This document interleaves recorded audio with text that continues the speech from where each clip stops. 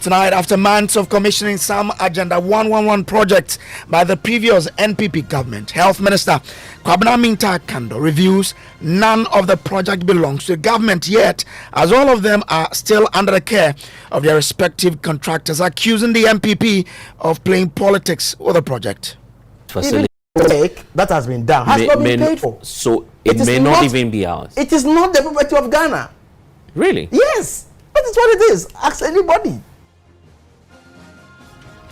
Details as can Brandy's conflicting cost of completing the Agenda 111 hospitals, and we have more on this particular subject as the actual NPP government has been fighting back the accusations. His Excellency the President said that we need 1.7 billion to complete Agenda 111, and I was asking myself where from this figure. At the end of October 2024, it was $1.407 billion to complete. It's not 1.7 something billion that he's talking about. We have more on this particular story here on Top Story, brought to you by Telecel, connecting energies and holy insecticide spray and coil. Enjoy a holy sleep.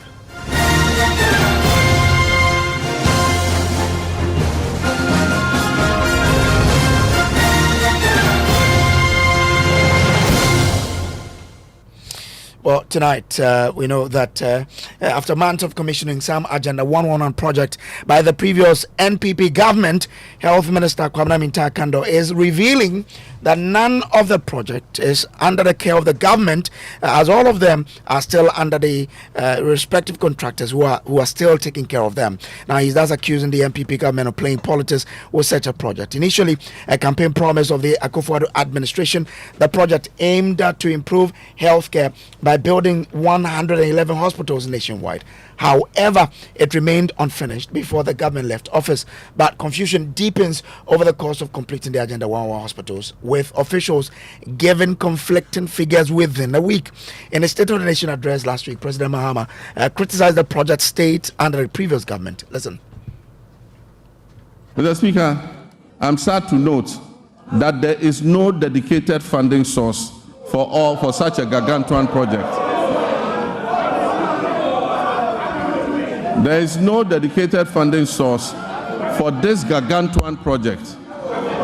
Mr. Speaker, for the record, as I speak, not a single Agenda 111 hospital is operational. In any part of Ghana, I challenge you, not one is operational. Mr. Speaker, and it is worth disclosing that $400 million has already been disbursed under the Agenda 111 project. Mr. Speaker, at a rate of approximately $80 million per hospital, this $400 million spent could have completed and made operational at least 22 of those hospitals.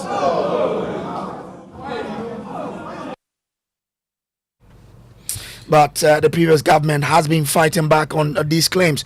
The Dr. Nsiasare is former presidential advisor on health. He has been speaking to my colleague Elton Broby on the Pulse.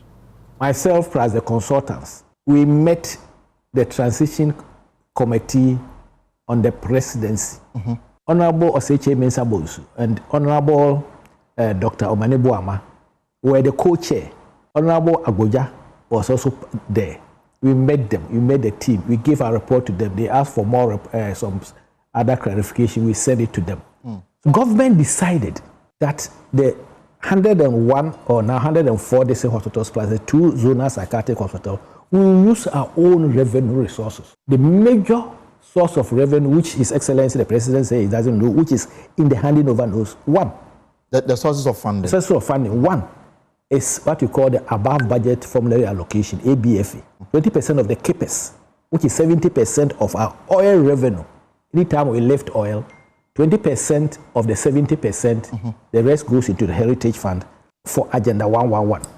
And then direct budgetary allocation. So there's a source of funding, which means that anytime oil is lifted, if they will put it in the budget. And is it indicated in the handover notes? It's in the handing over. So what, somebody is not reading or what? I don't So understand. either somebody is not reading or not. Even, let me tell you, His Excellency the President, when he met the Monday before the State of the Nation address, he met the churches and he said that we need 1.7 billion to complete Agenda 111. And I was asking myself, where from this figure? When we were writing the handover notes, because we started preparing it in October, at the end of October 2024, it was $1.407 billion to complete. As at the end of 31st of December 2024, we've done some payments. So it's 1.377 billion. It's not 1.7 something billion that he's talking about. Well, that is the former advisor, government advisor on health, Dr. Insia Saride. But Joy News Research Desk has been digging up on this particular matter, and lead data analyst Isaac Kofi joins me in studio with what we are learning. Kofi, government says there's no funding source for the Agenda 111 project. What do we know now? Well, so Kojo, we've been combing through the PIAC report and the 2024 as well as the 2023 budget. We've been trying to find answers to this claim that there is no dedicated funding source for the Agenda 111 project. Now, what we are finding or what we are learning is that this claim that there is no funding source for the Agenda 111 is completely false or misleading. And this is not true. This is what we've been finding so far. There is actually a dedicated funding source for the Agenda 111 project. And this funding source is the Ghana Infrastructure Investment Fund, which comes from the country's oil revenue. And we've been trying to dig how much has actually gone into that fund dedicated for the construction of Agenda 111. And we understand from 2021, since the project started, to the first half of 2024, we have every detail and we have every amount that has gone into this fund for the purposes of Agenda 111. In 2021, the initial year that the project started, some $49.39 million was transferred into that account specifically for Agenda 111. 2022, an amount of $73.69 million went into the fund for Agenda 111. In 2023, 69.04 million Ghana cedis. 2024, first half of the year, 28.78 million Ghana cedis. If you add all of this from the 2021 to the 31st of June 2024, the total amount is $219.89 million. $219.89 million.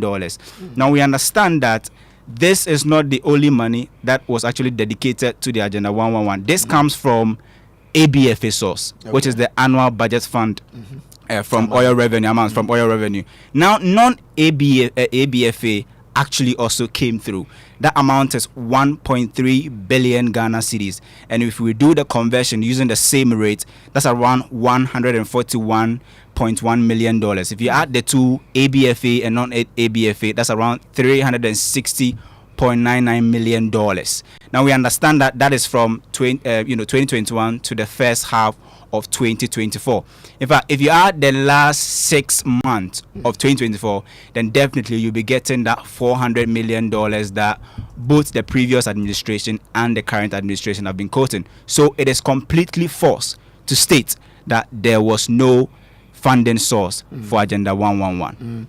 Have we also been digging up on how much exactly is needed to complete once there's that controversy in there? In fact, I mean, these are estimations going around. Some say 1.7 million, 1.5 million, 1.4 million, and some even quote 1.3 million. But what we understand is that since this is a projection or estimation of a project yet to be completed, you definitely will be having some of these discrepancies. But what we are learning is that it is not accurate to put that there is no funding source for the Agenda 111. Currently, we do not have independent data on how much it will really take to complete the project. But what we know is that the ABFA or the Ghana Investment Fund GIF is the main source for financing Agenda 111. Interesting. Thank you very much, Akufo-Addo there. Well, the Health Minister, Kwabena Minta-Kando, has been clarifying issues about the Agenda 111 project to my colleague Blazer Soga, and he joins me in studio with what we've been hearing or what he's been saying to us. Blazer, let's start from whether or not this remains a government property. The categorical answer is no, because that was confirmed to us by the health minister. The impression under which many were was that after the commissioning done by President Akufo-Addo on December 5 of last year, the hospital would have been operational this year. He says that he's been to the grounds, visited all these three supposedly completed facilities, but it turns out that there's no staffing, no equipment, and the briefing from the consultants is that, and of course the officials of the health ministry, is that the property has not fully been handed over to government. And he explains that this forms part of the reasons why the president, John Mahama, is unhappy about the claims that these facilities were completed and handed over to government. He's been speaking to us. We can take a listen to it.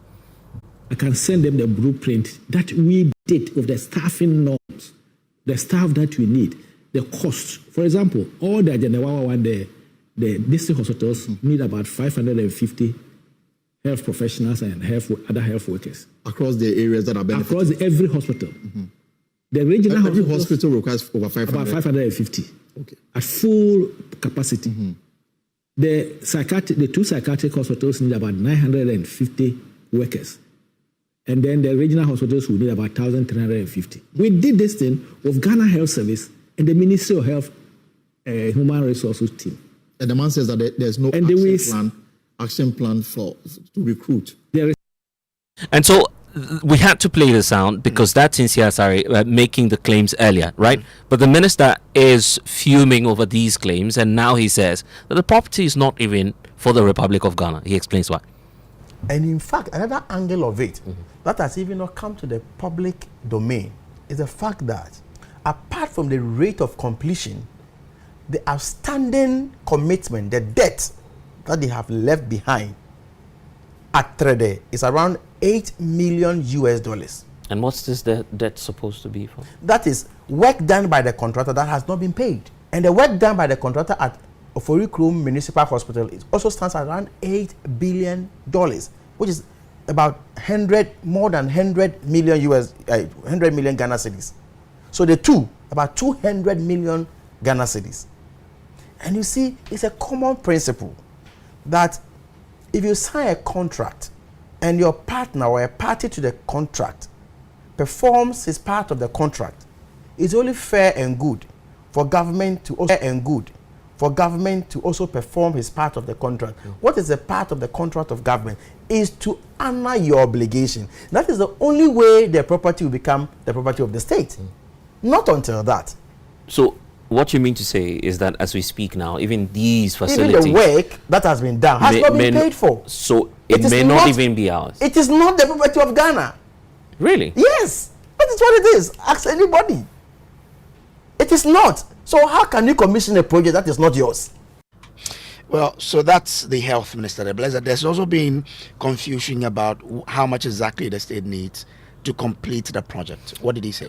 Well, he's been quite nuanced about it. So the impression we had about the Agenda 111 was that these were just 111 facilities altogether. But now he's breaking down the component because they've had briefing on the matter. It is actually 101 district hospitals. Then you have an extra number of facilities that will go to care for psychiatric facilities as well. So if you're putting everything together, that's when the branding of Agenda 111 sets in, right? So the cost is now being revised, and the understanding we have is that it's 1.9 million United States dollars, given the complete component of the entire project. He explains why.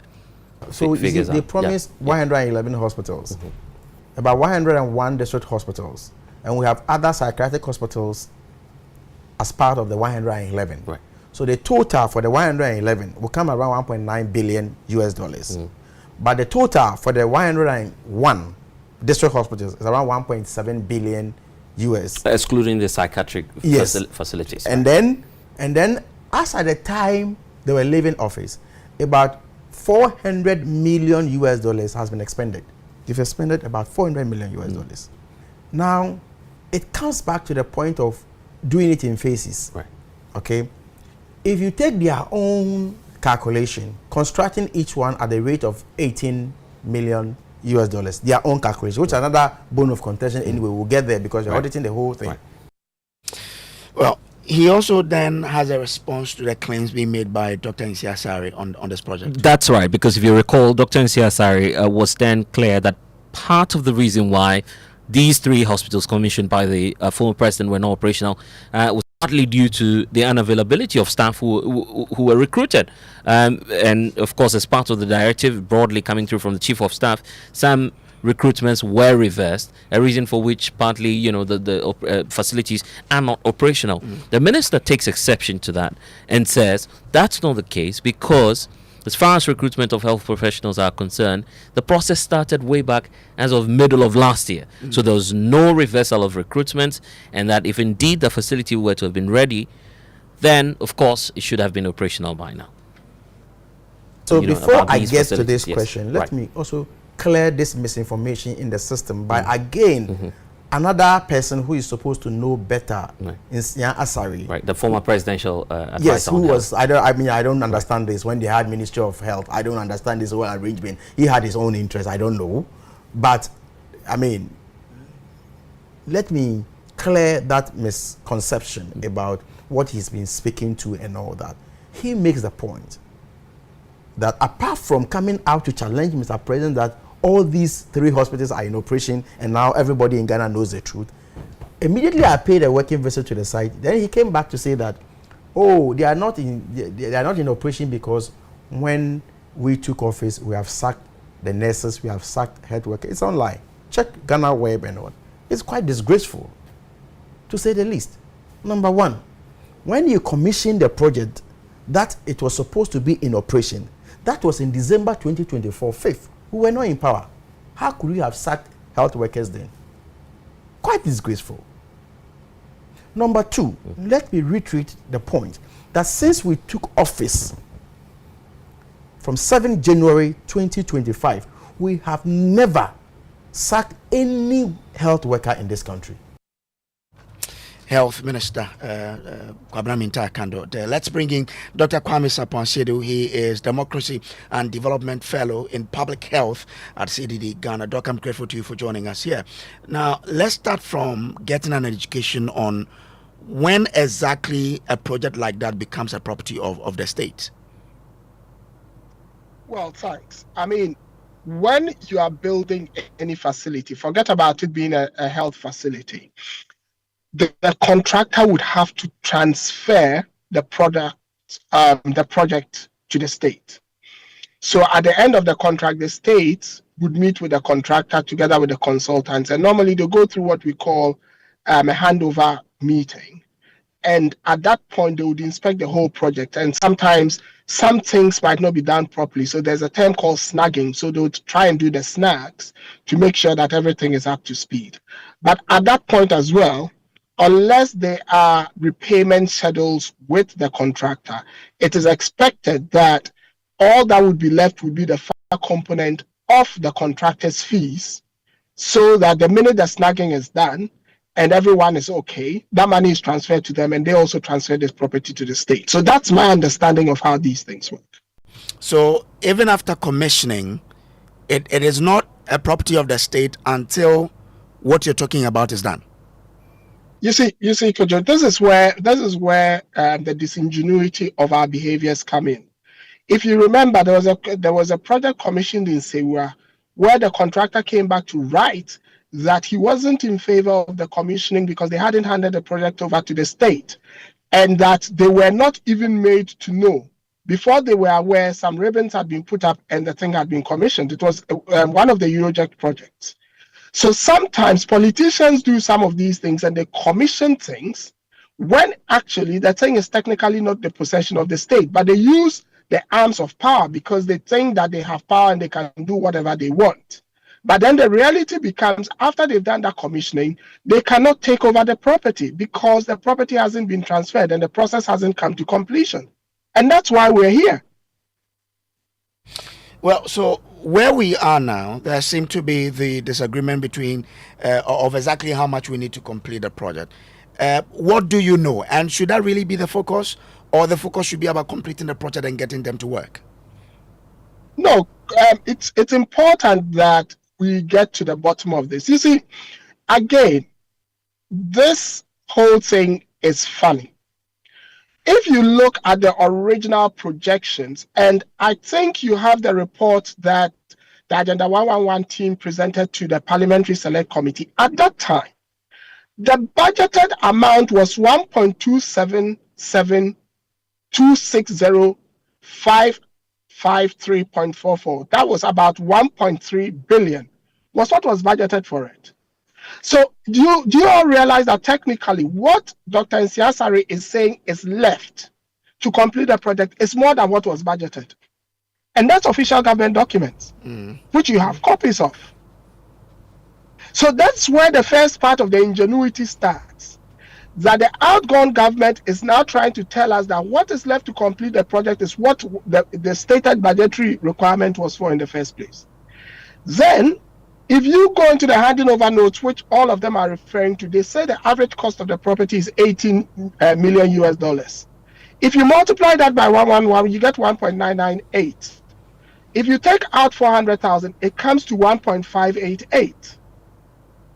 That is different from what Dr. Nsiasari is quoting himself. Meanwhile, he quotes 18 million US dollars per hospital. So how am I to believe him? Because you've given me a figure. I have the number of hospitals. You've told me what you've expended. And I can believe what they claim has been expended because the government and the former government are saying the same thing. So all I do is the basic arithmetic. I say 118 times 11. What does that give me? How much have you spent? What is left? And that is what the health minister has been referring to. But if you look at the what they presented to the Health Select Committee as well, there's a discrepancy.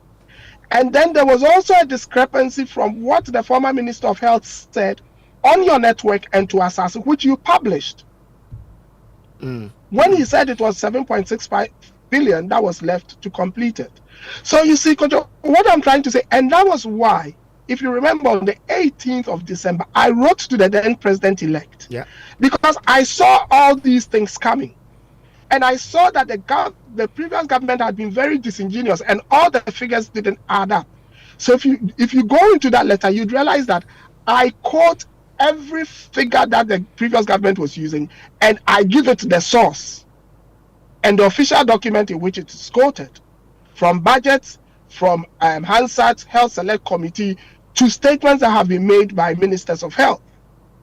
So now the confusion that the current MPP is trying to play into is confusion that I had identified as far back as the 31st of October when I was on your network with Dr. Nsiasari, and you guys have got the tape so you can play it.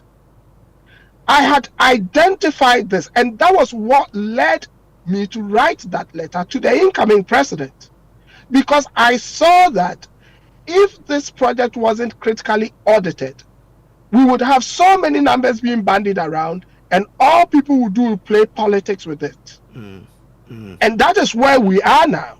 It seems I had a premonition, and that was why I wrote that letter. Okay. But you are recommending in this letter of yours that government should explore public-private partnership, concessional loans, and grant in completing this project. But you've heard other people questioning why PPP when government has already started this project. Well, Kojo, I think you clearly heard at this, what do you call it, economic dialogue that was held, that one of the biggest problems of this country is the fact that we tend to like to lumber government with projects for which we don't have money. So look at it. You are at the IMF looking for 3 billion for liquidity support. The current government is saying they are going to renegotiate it. Meanwhile, you have between 1.3 and 1.7 billion or so that no one knows exactly what it is for just one project, Agenda 1. It's not for the entire Ministry of Health, just for Agenda 111. I mean, are we being real here? You can't get 3 billion to support your entire economy.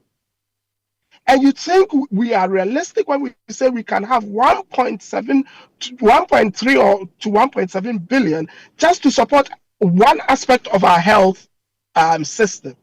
Sometimes, you see, we need to have these honest conversations. And that is why I'm saying that it is unrealistic to tell the government to complete it.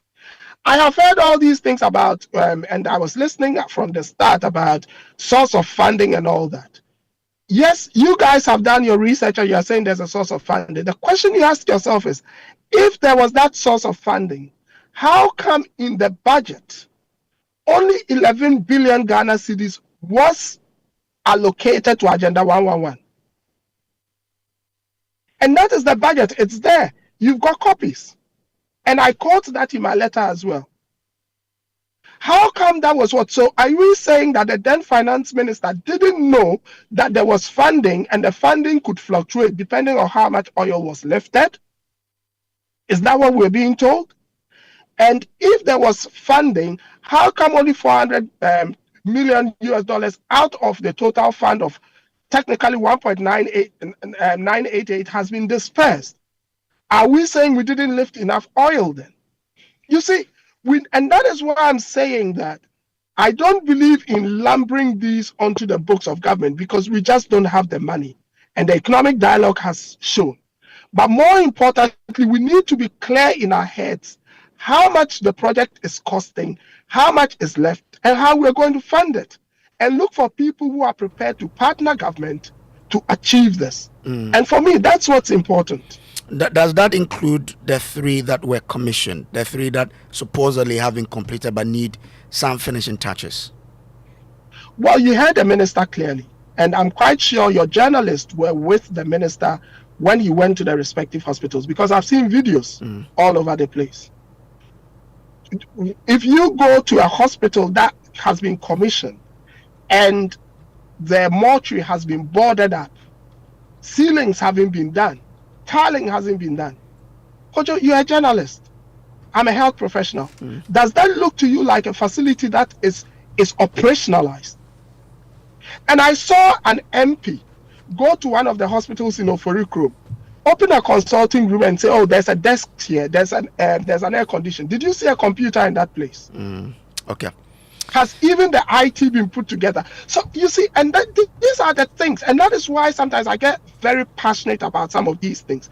We need to have honest conversations. We cannot continue having these political propagandist conversations, sharing videos about just to please our our party basis. It's not good enough. Doc, I'm grateful to you for joining us here. Dr. Kwame Sapon-Asiedu is Democracy and Development Fellow in Public Health with CDD Ghana. This has been Top Story, brought to you always by Telecel Connecting Energies, Holy Insecticide Spray and Coil. Enjoy Holy Sleep. Up next is News Night.